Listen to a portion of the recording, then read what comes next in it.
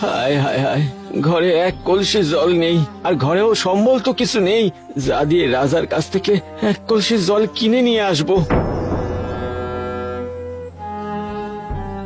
কে জানি আমাদের এই বীরপুর গ্রামে কোন অভিশাপে লাগলো, যার জন্য বৃষ্টি মুখ ফিরিয়ে নিল।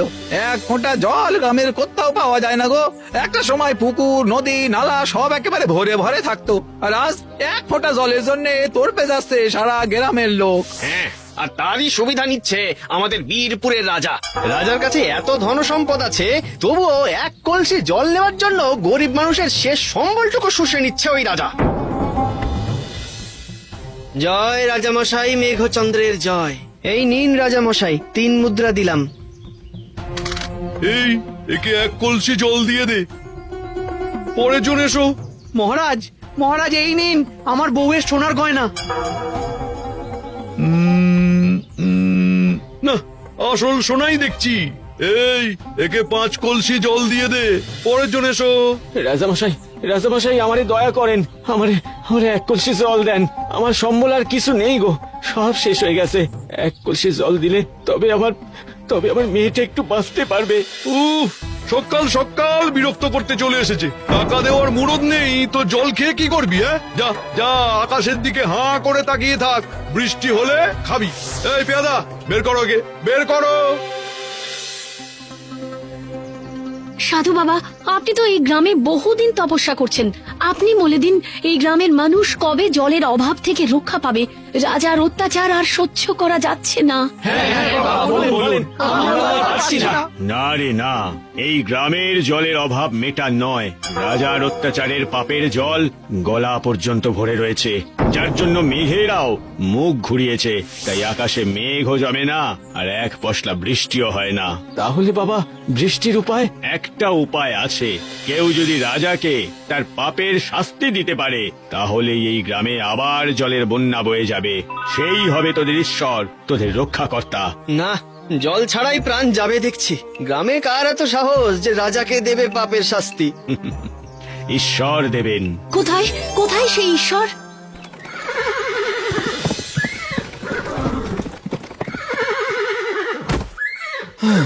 আরে, পথ হারিয়ে কোন গ্রামে এলাম? সারা গ্রামে এক ফোঁটা জল পেলাম না। কুয়ো থেকে, পুকুর থেকে সমস্ত জল একেবারে মরুভূমির মতো শুকনো। এদিকে গলা একেবারে শুকিয়ে কাঠ হয়ে যাচ্ছে। ওই তো একজনকে দেখা যাচ্ছে। যাই, গিয়ে একটু জল চাই।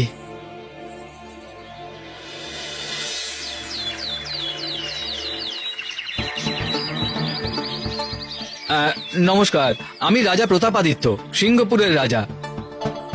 জলের পিপাসায় এখানে এসে পড়েছি। যদি এক পাত্র জল দেন খুব উপকার হয়। দাঁড়ান,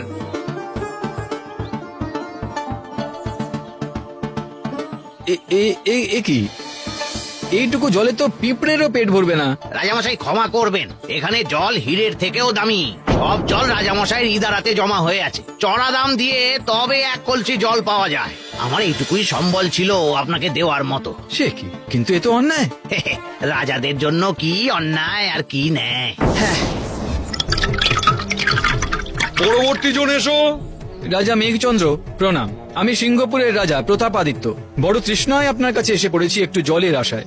আপনি যদি একটু জল দিয়ে আমাকে সাহায্য করেন। অবশ্যই করব, কিন্তু তার বদলে আমি 3 মোহর নেব। কিন্তু এই মুহূর্তে যে আমার কাছে কিছু নেই, কিন্তু আমি যে পিপাসায় মরে যাচ্ছি। তাহলে ক্ষমা করবেন, এই বিষয়ে আমি কোনো সাহায্য করতে পারবো না। রাজা প্রতাপাদিত্য বেশ দেখতে শুনতে সুপুরুষ।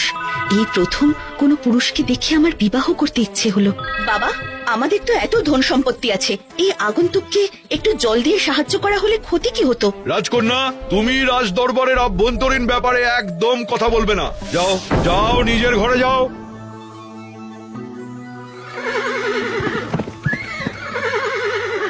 তোমার এই অন্যায়ের বিনাশ খুব শীঘ্রই ঘটবে রাজা। আপনারা সকলে আমাকে বিশ্বাস করে আমার ডাকে সাড়া দিয়ে এসেছেন, এর জন্য ধন্যবাদ। জল বাতাস শস্য এসব প্রকৃতির দান, তাই রাজার এই জলের বিনিময়ে মোটা দাম নেওয়া একেবারেই সহ্য করা হবে না। আমাদেরকে এক হয়ে রাজার বিনাশ করতেই হবে। রাজামশাই আমাদেরকে ধন্যবাদ কেন দিচ্ছেন? উল্টে আপনাকে আমাদের ধন্যবাদ দেওয়া উচিত। গ্রামের দিকে তাকিয়ে দেখুন, চারিদিকে খরায় ভরে গেছে। এই দুঃসময় আপনি আমাদের দিকে সাহায্যের হাত বাড়িয়ে দিয়েছেন। আপনি আমাদের রক্ষাকর্তা। কিন্তু কিন্তু এই মেঘচন্দ্রের বিনাশ করব কিভাবে? কি উপায় বা আছে আমাদের কাছে? তোদের বলেছিলাম না, কেউ যদি রাজার বিনাশ করে তবেই তোদের মুক্তি, আর সেই হবে তোদের ঈশ্বর। আমি প্রতাপাদিত্যের মধ্যে সেই ঈশ্বরকে দেখেছি। তুমিই পারবে বাবা, তুমিই পারবে রাজাকে বিনাশ করতে। বাবা, কিন্তু কিভাবে?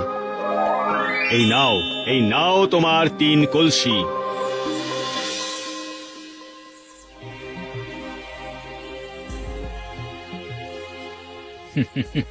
রাজা মেঘচন্দ্র, জলের অপর নাম জীবন, কিন্তু তোমার কাছে মরণ।